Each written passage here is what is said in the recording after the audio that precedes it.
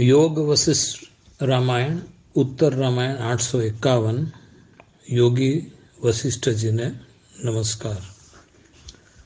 जाग्रत एवी भूमिका में सर्व दृश्य बराबर जाग्रत अवस्थानी पेठे जोवामां आवे छे। आ भूमिका में रहेल पुरुष में केवल सज्जनतानो उदय थाय छे, जेने जोवाथी मूढ़ बुद्धिवाळाने पण मुमुक्षुपणो उदय पामे छे। आर्य कोने कहेवाय? कर्तव्य कर्मनु सारी रीते आचरण तथा अकर्तव्य कर्मोथी दूर रहे ते। प्रथम भूमिकाथी आवो पुरुष आर्य तरीके प्रगट थाय छे। बीजी भूमिकामां तेनो विकास थाय छे तथा त्रीजी भूमिकामां फळीभूत थाय छे। त्रण भूमिका नो अभ्यासी एने अज्ञाननो नाश थई जाय छे, ज्ञाननो उदय थाय छे। चित्त प्रकाशमय तथा आनंदमय थई जाय छे। चित्त आमां रहेवाथी चौथी भूमिका प्राप्त थई जाय छे।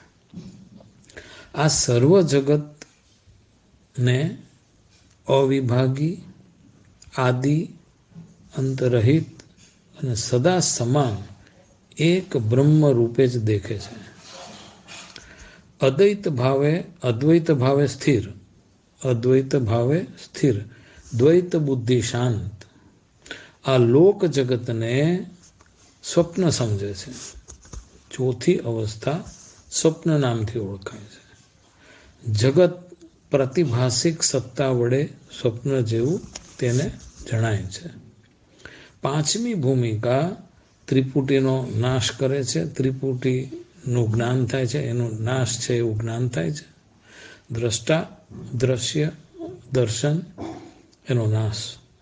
સુષુપ્તિની જેમ લય પામી જતા આ ભૂમિકાને સુષુપ્ત કહેવામાં આવે છે। પાંચમી ભૂમિકાને સુષુપ્ત કહેવામાં આવે છે। આમાં વિશ્રામ પામેલો પુરુષ ચૈતન્ય સત્તા રૂપે જ રહે છે। અહીં આવ્યા પછી ભેદ બુદ્ધિ ગળી જાય તે અદ્વૈત માત્રમાં રહે છે। યોગી સુષુપ્તની પેઠે પરબ્રહ્મમાં કેવળ એક રસરૂપ થઈ જાય છે।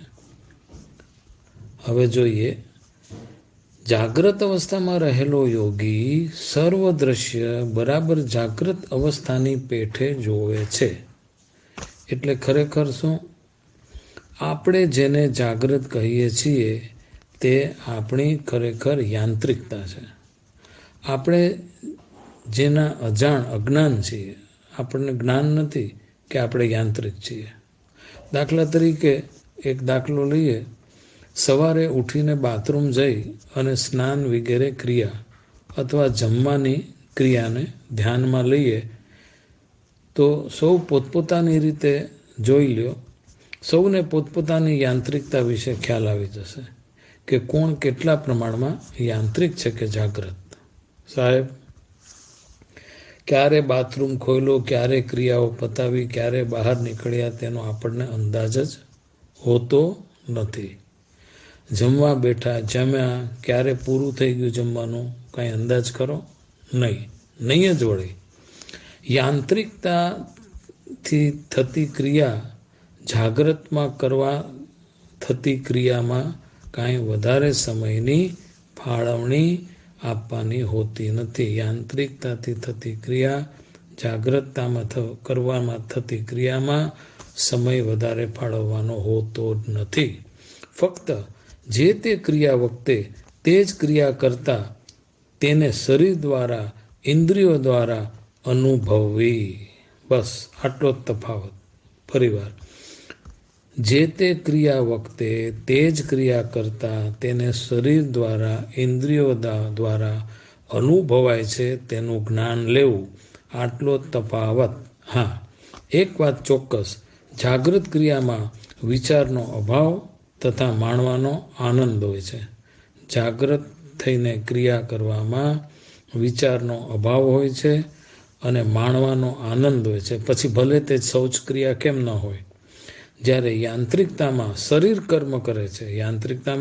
કર્મ કરે છે, મન બીજા જ વિચારોમાં ખોવાયેલું હોય છે તથા થતી ક્રિયાના અનુભવનો અભાવ જણાય છે. આવા જાગ્રત સજ્જનના સંગથી મૂઢ અજ્ઞાનીને પણ આંતરયાત્રાની પ્રેરણા મળે છે. આર્ય કોને કહેવાય? ખૂબ જ સહજતાથી પરિભાષા કરી છે. અકર્તવ્યથી દૂર તથા કરવા યોગ્ય કર્મ કરવા તે આર્ય. સિંધુ નદીની આજુબાજુમાં રહેતા આપણે આવા આર્ય હતા કહેવાતા. સૂચક છે, અહીં સૂચક જ છે. બહારથી આવેલા આક્રમણકારો અનાર્ય કહેવાય. હવે ખરું તપાસતા જ ખ્યાલ આવી જશે કે આવા આક્રમણકારો આજે પણ દેશમાં ન કરવા યોગ્ય અકર્મ જ કરે છે અને કરવા યોગ્ય કર્મ કરતા જ નથી. પણ સાબુત છે ચારે બાજુ, આખી દુનિયામાં, દેશ પરદેશમાં જુઓ, આપણા આર્યોની જ બોલબાલા છે. સનાતન ધર્મનું શાસ્ત્ર કહે છે, ધર્મની રક્ષા અધર્મના નાશ માટે યુદ્ધ કર. હવે અધર્મ કોને કહેવો એની પરિભાષા પણ સ્પષ્ટ જ છે આપણા શાસ્ત્રોમાં. વળી કોઈક વાર લેશું. જ્યારે અનાર્યના ધર્મમાં અમારી સિવાય અમારામાં ન માને તેનો નાશ કરવા કહ્યું છે. આમ અનાર્ય એટલે અનારી, અનાડી. 3 ભૂમિકાનો અભ્યાસી ચિદાનંદ થઈ પ્રકાશમય થઈને રહે છે. 3 ભૂમિકાનો અભ્યાસી કેવો હોય છે? ચિદાનંદ, સ્વપ્રકાશિત. તે પછી 4થી ભૂમિકામાં પ્રવેશ કરે છે, જેમાં તેને સર્વ જગત અવિભાગી, અખંડ, અમર, સદા એક સરખું ભાસમાન છે. અવિભાગી, અખંડ, અમર, સદા એક સરખું. દ્વૈત શાંત છે, અદ્વૈતમાં વિશ્રામ છે. અહમ બ્રહ્માસ્મિ કેવળ. આ લોક જગત સ્વપ્ન સમાન ભાસે છે. ફરીવાર આને જોઈ લઈએ, સમજી લઈએ. સિનેમા જોવા બેઠા છીએ, ચલચિત્ર ચાલુ છે. જરા બારીકાઈથી અવલોકન કરતા જણાય છે કે ગમે તેટલી રોકકળ, દુઃખ, આનંદ વચ્ચે જેના અધિષ્ઠાન રૂપે સફેદ પડદો હાજર છે તે કેટલો શાંત છે. સાહેબ જરા વિચારો, પોતે જવાબદાર હોવા છતાં અલિપ્ત.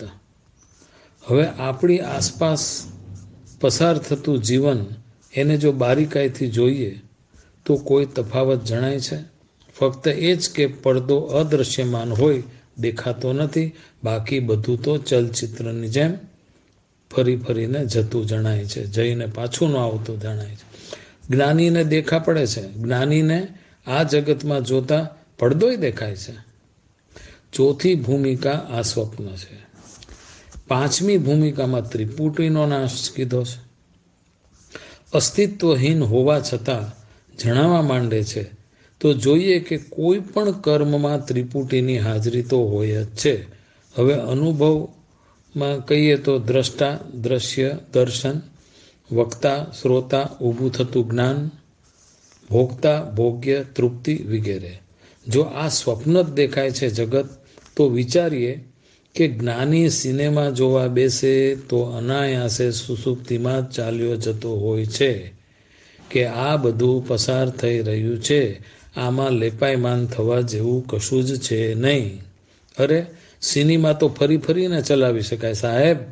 વીતેલી ક્ષણો બ્લેક હોલમાં જ ચાલી જાય છે, ફરી ફરીને આવતી જ નથી. હા, તેનો બોજો વગર કારણે મેમરીમાં વેંઢીએ છીએ.